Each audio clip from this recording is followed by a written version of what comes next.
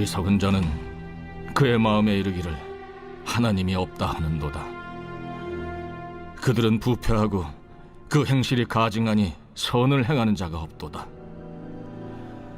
여호와께서 하늘에서 인생을 굽어 살피사 지각이 있어 하나님을 찾는 자가 있는가 보려 하신즉 다 치우쳐 함께 더러운 자가 되고 선을 행하는 자가 없으니 하나도 없도다. 죄악을 행하는 자는 다 무지하냐? 그들이 떡 먹듯이 내 백성을 먹으면서 여호와를 부르지 아니하는도다. 그러나 거기서 그들은 두려워하고 두려워하였으니 하나님이 의인의 세대에 계심이로다. 너희가 가난한 자의 계획을 부끄럽게 하나 오직 여호와는 그의 피난처가 되시도다.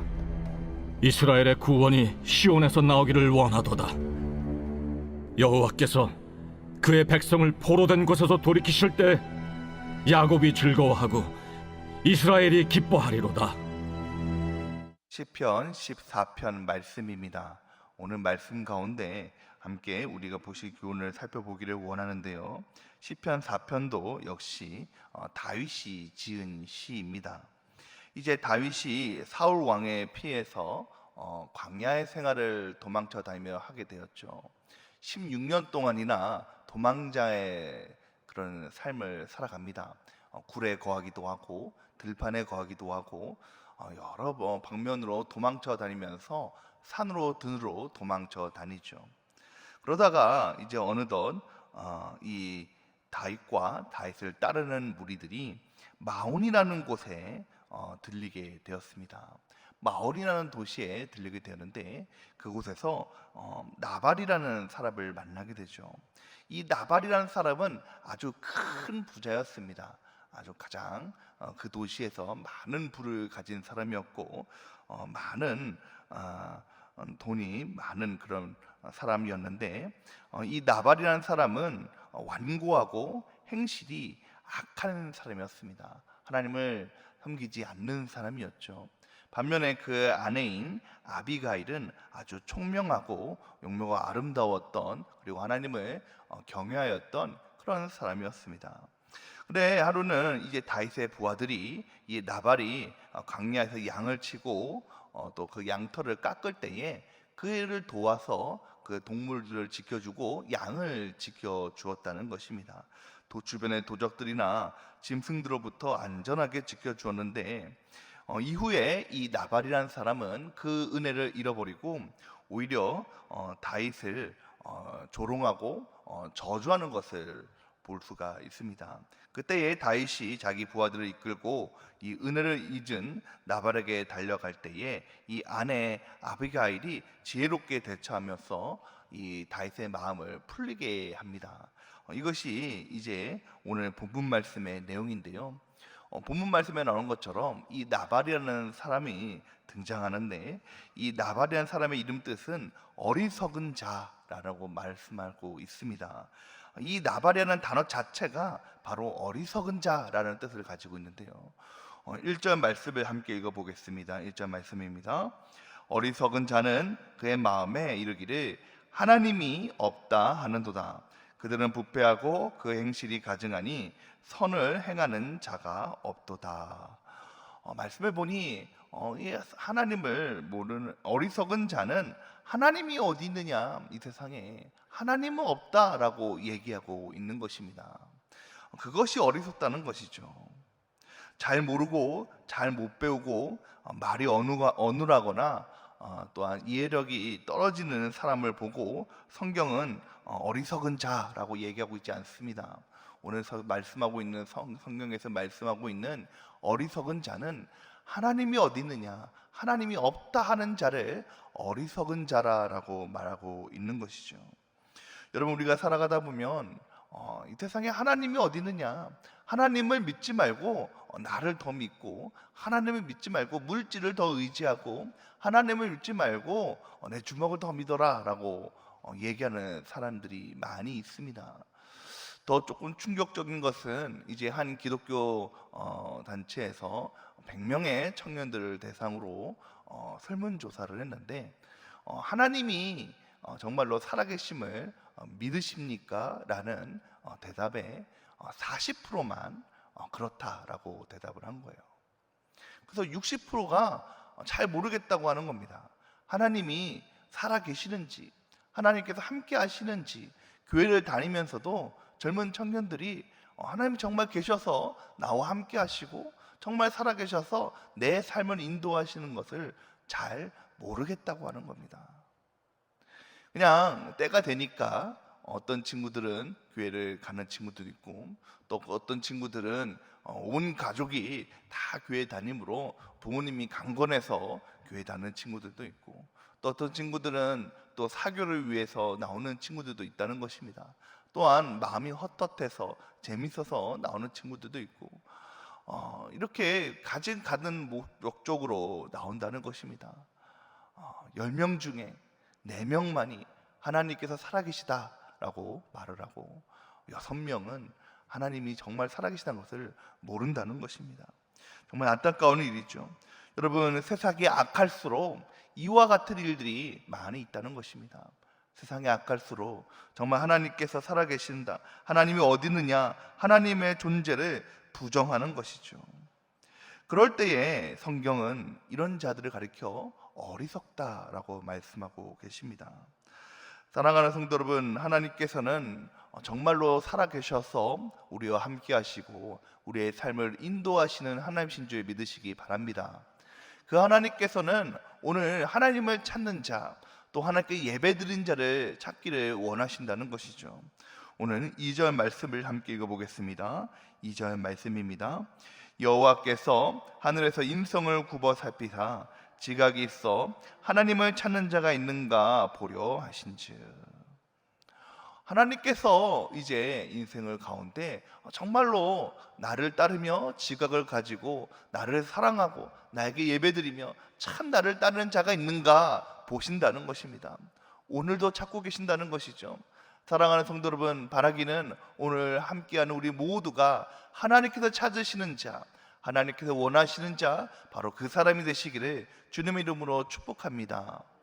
예전부터 하나님께서는 바로 이런 자들을 찾고 계시다는 거예요. 예전 창세기에 보면 아브라함이 이제 하나님의 사자를 만나게 되죠. 이 하나님의 사자가 소돔과 고모라를 방문하려고 합니다. 그곳에 이제 조카 룻이 있는데, 그곳에서 의인이 없을 때에는 내가 이 소돔과 고모라를 멸하겠다라고 말씀하고 계시죠. 그래서 이 아브라함이 계속적으로 중보합니다. 하나님, 100명 가운데 5명이 없다면 어떡하시겠습니까? 또 그 95명 가운데 5명이 없다면 어떡하시겠습니까? 10명이 없다면, 또 10명이 없다면, 또 10명이 없다면, 계속해서 간구하는 것을 볼 때에 결국에는 10명이 없어서, 의인 10명이 없어서 이 소돔과 고모라가 멸망하지 않습니까? 마찬가지로 여러분, 이 세상 가운데 많은 사람들이 하나님께서는 하나님을 찾는 자, 또 하나님을 사모하는 자를 찾으시지만 하나님을 진정으로 사랑하는 자가 찾기가 어렵다는 것입니다. 3절 말씀해 보니 다 치우쳐 함께 더러운 자가 되고 선을 행하는 자가 없으니 하나도 없도다 라고 말씀하고 계시죠. 여러분, 노아의 시대도 그렇지 않습니까? 노아의 시대에 하나님을 둘러보니 하나님 노아의 가족 외에는, 당대의 은이었던 노아 외에는 하나님을 예배하고 하나님을 찾는 자가 한 사람도 없었다는 것입니다. 그러므로 말미암아 홍수를 통해서 그 모든 만물들이 다 멸망을 당하는 안타까운 일들을 우리가 볼 수가 있었다는 것입니다. 여러분, 오늘을 살아가고 있는 우리의 삶은 어떡합니까? 우리의 세상은 어떡합니까? 참 우리의 세상도 보면 많은 악들이 있고 많은 악한 사람들이 있다는 것입니다. 오늘 하나님을 찾아 예배하고 오늘 하나님께 경배하기보다 오늘 하루를 더 즐기고 오늘 하루를 더 쾌락을 쫓아가며 마음대로 살아가기를 소망하는 사람이 훨씬 더 많이 있다는 것이죠.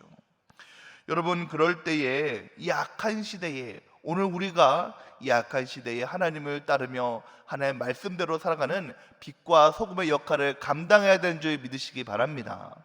오늘 나만 하나님을 믿고 따르며 나 혼자만 신앙생활을 잘하는 것이 아니라 정말 이 약한 세대에 하나님을 찾고 하나님께 예배드리를 찾고 계시는 그 하나님의 마음을 우리가 함께하여서 정말 빛과 소금의 역할을 다하여서 세상을 둘러보며 한 사람이라도 한 영혼이라도 더 찾는 그런 사랑의 마음이 오늘 우리에게 필요한 줄 믿으시기 바랍니다. 더 나아가서 오늘 우리의 삶 가운데 먼저 우리의 마음속에 하나님의 사랑하는 마음이 있어야 된다는 것이죠. 하나님께서는 이 악한 시대에 우리 하나님을 찾고 지각이 있는 자가 되어서 하나님께 예배드리며 나갈 때에 하나님께서 우리의 삶을 인도하시고 우리의 피난처 되시는 하나님이신 줄 믿으시기를 바랍니다. 우리 6절 말씀 함께 읽어보겠습니다. 5절과 6절 말씀을 읽어보겠습니다. 그러나 거기서 그들은 두려워하였으니 하나님이 의인의 세대에 계심로다. 너희가 가난한 자의 계획을 부끄럽게 하나 오직 여호와는 그의 피난처 되시는도다. 많은 사람들이 교회 다녀서 무엇 하느냐, 그렇게 신앙생활을 열심히 지키고 밀어내서 지키면 무엇을 하느냐라고 얘기합니다. 조금 더 쉬고 너희가 주말에 많은 것을 오히려 놀러 다니고 쉬고 더 마음의 쉼을 얻어서 하면 얼마나 좋은 것이 많느냐, 그렇게 열심히 교회 생활을 해서 무엇이 남겠느냐라고 얘기하기도 한다는 것입니다. 때로는 어려운 일을 당했을 때에, 힘든 일을 당할 때에 교회 다니는 사람들도 똑같이 어려움을 당하네 라고 얘기하기도 한다는 것이죠. 그러나 우리에게는 삶의 고난이 당하고 어려움이 있을 때에도 소망이 있는 것은 하나님께서 우리의 피난처 되신 줄 믿으시기를 바랍니다. 오늘 말씀해 보니 의인의 세대에 하나님께서 함께 하신다라고 분명하게 말씀하고 계시죠. 사랑하는 성도 여러분, 여기 있는 우리 모두는 하나님께서 함께 하시는 의인의 세대인 줄 믿습니다. 오늘 하나님께서 우리의 피난처 되어주시고 능력이 되어주셔서 우리 삶 가운데 어려움이 있다고 할지라도 능히 그 어려움 속에서 우리를 건져내어 주시는 하나님의 능력이 오늘 우리와 함께 하신 줄 믿으시기를 바랍니다.